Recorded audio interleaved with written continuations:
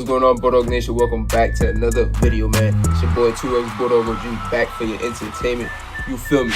Today, guys, we're going to be watching teenage criminals getting convicted of the crimes that they committed at this young age. You know what I'm saying? Getting life sentences and just the shit that they deserve for busting that move as a fucking dumbass kid. Anyway, let's get right into the video. I hope you guys enjoy. Comment, like, subscribe. Yeah. Action.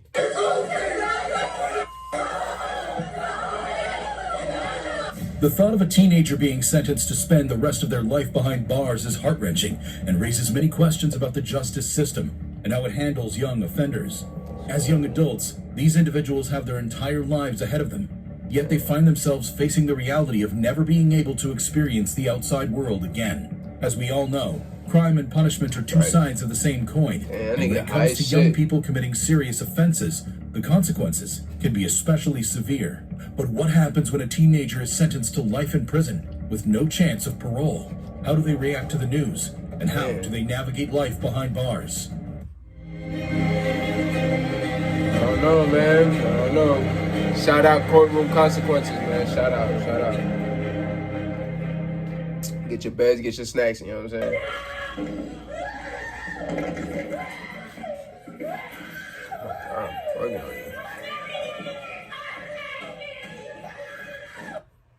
Shoutout Jackson. 21-year-old Nathan Potter seemed to have a beautiful life ahead of him. At 19, he's already a film student at the University of Wisconsin-Milwaukee. He probably already made plans with his family and friends about the next direction of his life after school. But this wasn't to be. 19-year-old Jackson Shoutout, with his accomplice, 20-year-old Derek J. Thomas, sighted Potter walking to his apartment on that fateful day, sized him up, and deemed him a fine target to rob. Thomas was to be the lookout while Jackson robbed Potter. Unfortunately, the robbery went south. Potter didn't have any money, so Jackson shot him in the chest, killed him, and fled. They didn't hide for long, though. Following a tip-off from Jackson's uncle, police eventually caught him, arrested him, and charged him with the murder of Potter. Throughout the trial, Jackson acted unconcerned and was seen mouthing an obscenity and smirking at his victim's family as he was escorted out of the court. He showed no remorse and acted like the whole trial process was a movie. We see how evil Shoutout is in court, looking at us, swearing at us, and smiling. In her address to the court, Jackson's mother confirmed that she heard the news, but insisted that her son wasn't a monster. Judge, there's nothing that can be said to bring back our Nathan. But your sentence can ensure that Shoutout does not have the opportunity as a free man to inflict pain like this again. Facts. Is there such thing as pure evil? We think so. Jackson's attitude grew violent when County Circuit Judge Rebecca Dallett sentenced him to life imprisonment without the possibility of parole on one count of felony murder. He cursed the judge and had to be wrestled to the ground, pepper sprayed, and restrained by court officers. While the commotion was ongoing, a member of Jackson's family was heard telling Potter's family that she hated them. Another also remarked that God is the judge. These reactions made people suggest that Jackson's violent attitude might be a family thing. Jackson's accomplice, Derek, who played a minor part in the killing, was charged with felony murder. He pleaded guilty to being a lookout for Jackson during the robbery and was sentenced to 12 years in prison. You like a fucking dumbass. Would convict her on a lesser charge, perhaps accessory to murder or manslaughter. Now, though, she'll spend the rest of her life behind bars for the murder of Shannon Griffin. Jennifer Mee. Born on July 28, 1991, Jennifer became an internet sensation when videos of her uncontrollable hiccup appeared online. She noted that she hiccuped 50 times a minute and was nicknamed the Hiccup Girl. Mee searched everywhere for a cure and appeared on several television shows. She even appeared on NBC's Today Show on multiple occasions. Her health condition made her a celebrity sought after by national media. Yeah. First, it's kind of funny. It's not funny, is it? No, it's not. After trying several products promised as a cure for her hiccup to no avail, Dr. Bob Lind finally treated her for a hiccup. Cured of the hiccup which made her famous, she was no longer the Hiccup Girl, and her popularity fizzled out. It was unclear what her reasons were, but Mee reportedly ran away from home and started dating a man named Lamont Newton. In collaboration with Newton, Mee devised a way to rob victims online by setting them up. For her plan to work, she also recruited LaRon Rayford. In 2010, Shannon Griffin fell in their net. Mee, 19 at the time, lured Griffin to the house, where she stayed with Newton and Rayford. They robbed the man, shot him 4 times, and killed him. Although police could not determine which of the 3 suspects shot the man, they were all arrested and charged with murder. The police stated that Mee and her accomplices admitted to the murder. A recorded phone call between Mee and her mother was played during the trial. I have a free call from Just for me, I got charged for murder, first degree. Charged for murder in the first degree. Yes, sir. But who did he kill?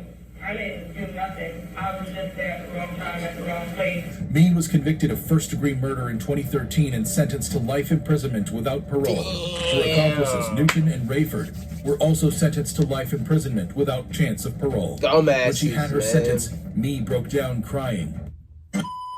I would give my life for Austin. I loved him a lot. Dylan Schumacher. Babies are often referred to as little monsters, and their constant crying can be annoying.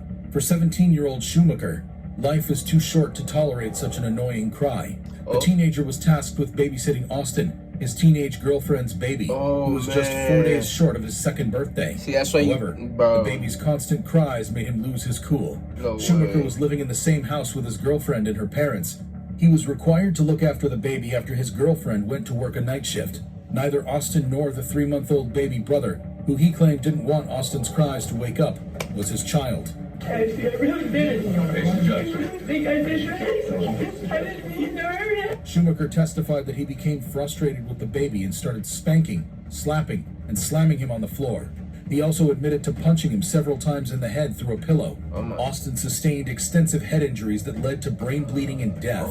Schumacher was charged with 2nd-degree murder and child abuse charges. Before Schumacher was sentenced, Supreme Court Justice M. Williams Bowler was also unmoved by Schumacher's tears and reminded him of a call he made to his mother. It will show that you admitted that on July 23, 2013, in a phone call to your mother from the holding center, you stated, and I got a quote from the court reporter, "I am a 16-year-old blonde. Probably all I have to do is cry in front of the jury, and they're going to feel sorry for me." End quote. The judge decried such manipulation and deception and promptly sentenced him to the maximum punishment of 25 years to life in prison. Fucking dork. Brandon Spencer was 19 when he fired into a crowd. Although nobody died, he injured 4 people and was charged with 4 counts of attempted murder. During a crowded Halloween party on the University of Southern California campus in Los Angeles in 2012, gunshots were fired and everywhere became rowdy. There were no casualties, and the police investigation soon led them to Spencer. Spencer was a noted gang member who rival gang members had shot. His attorneys informed the court that Spencer shot to deter rival gang members he believed were after him. Indeed, one of the young men suspected of shooting Spencer in the stomach in 2011 was among those Spencer's shots injured. Many people attested to Spencer's good behavior during the trial, including an LAPD officer. His attorneys pointed out his lack of criminal record. However, prosecutors argued that his gang life and a gun connection were negative, and that if you shoot into a crowd, you're willing to kill someone. What happened here, I'm just like, came to life in prison, and I'm not a bad person, but I made mistakes. I'm not just some gangbanger that she tried to betray me at. Spencer insisted that he was innocent. When Edmund Clark Jr., the Los Angeles Superior Court judge, sentenced him to 40 years imprisonment. Spencer started crying and hit his head on the table. Marquise Fuller. Kaylee Juga, who was 15 then, and her mother, Stephanie Juga, have been planning a family camping trip. Unknown to them, the trip was never going to happen. Kaylee broke up with her boyfriend, Marquise Fuller, weeks ago and was listening to music in her room when the tragedy occurred. Almost everyone has had to deal with heartbreaks and breaking up, while some had to find creative ways of winning back their partner's affection or nursing their broken hearts. Fuller had a different idea. Fuller blames Kaylee for his woes after being expelled from school and banned from the football team. On May 9th, 2019, he snuck up to Kaylee's room with a handgun. Fuller was a regular at the house and knew his way around the house. Once inside Kaylee's room, the 15-year-old Fuller shot her 5 times. The mom heard gunshots and came out to investigate, and Fuller turned on her, shooting her twice before running away. Fortunately, she survived. Fuller was arrested soon after and charged with murder, attempted murder, and burglary. He maintained that he was innocent during the trial, even though the police found the gun he gave a relative to dispose of matched the one used in the crime. Even as Kaylee's mother, who saw him, testified. I heard a shot. I stopped in my doorway and I looked at him and I said, "Oh my God, Marquise." I said, "Please, you don't have to do this." And he looked at me and he said, "Yes, I do." When Fuller was allowed to address the court, he maintained that he was innocent and blamed the media for painting him black. I saw you assert your constitutional rights in a trial that you had every right to do. But I watched as Mrs. Juga, the woman you attempted to kill, testified bravely, while you showed not one semblance of compassion or remorse. Fuller was sentenced to life imprisonment without the possibility of parole. He showed no flicker of guilt as the judge announced his sentence. Which of these reactions moved you the most? Is the one about the baby, man. That motherfucker, he weird. Why would you beat up a baby because you angry? Like, you just a fucking weirdo with no discipline, no patience, no self-control, man. Get yourself a fucking order.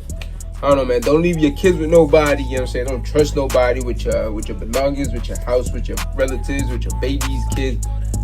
Nothing, bro. With your car, none of that shit, bro. And always watch your back, you know what I'm saying? Stay protected, keep pepper spray and some other protection, you know what I'm saying? But I don't know, man. Get a strap, get a gun license, you know what I'm saying? So you can carry the strap, get a knife holder, whatever, everything safe, legal, you know what I'm saying? But anyway, man, if you guys did enjoy that video, do not forget to leave a like, drop a comment, you know what I'm saying? Subscribe to the channel for more videos like this. They just tried blocking my last video. I just tried to upload it, but you know, instead we're gonna upload this one, you know what I'm saying? I'm sorry about that, guys, but hey, man, I'll see you in the next one. We out.